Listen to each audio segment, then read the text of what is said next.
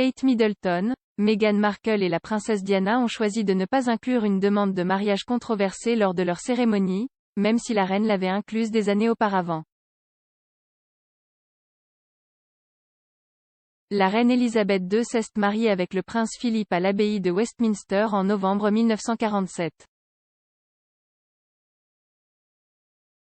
Mais le couple, qui était marié depuis 73 ans jusqu'au décès du duc d'Édimbourg en avril, a décidé d'inclure une ligne controversée dans leur vœu de mariage qui serait négligée par les futures mariées royales. Alors que l'Église d'Angleterre a retiré la promesse de la mariée d'obéir à leur futur mari en 1928, Sa Majesté a promis d'aimer, de chérir et d'obéir au prince Philippe. La décision a suscité la controverse car c'était la princesse de l'époque qui deviendrait le monarque, et non le duc d'Édimbourg. Selon des rapports de 1947, Elisabeth a finalement décidé d'inclure la référence comme signe de son amour et de son dévouement envers son mari. La controverse a depuis été rejouée dans la série de Netflix, The Crown. Pendant la scène, Winston Churchill, joué par John Lithgow, et Clementine Churchill, jouée par Harriet Walter, ont remis en question l'utilisation de la ligne plus traditionnelle.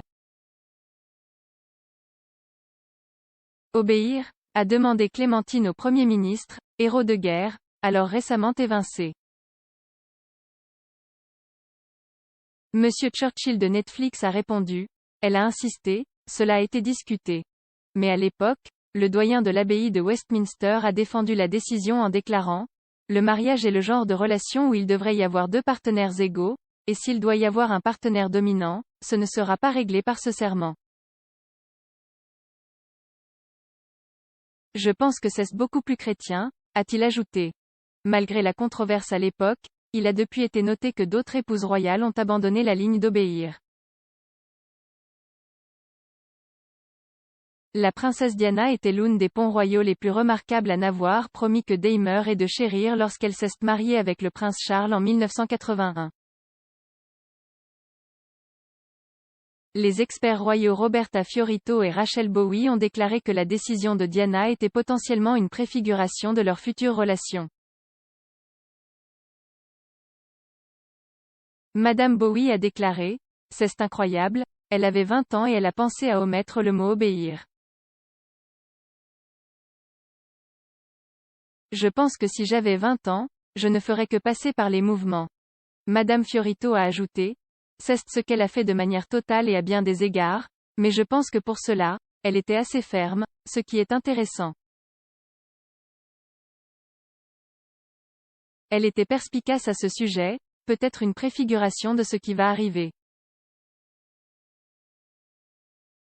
Mais Kate Middleton et Meghan Markle ont également décidé de ne pas promettre la ligne controversée à William et Harry respectivement.